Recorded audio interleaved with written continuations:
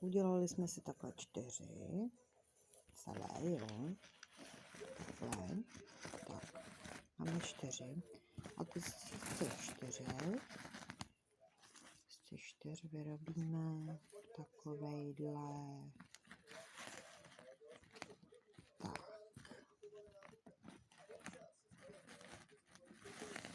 A jedno, jestli to dáme takhle, anebo takhle.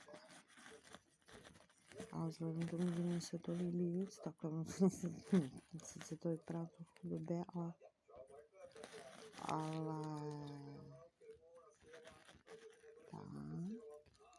takhle si to hezky. Tak, teď si vezmeme další.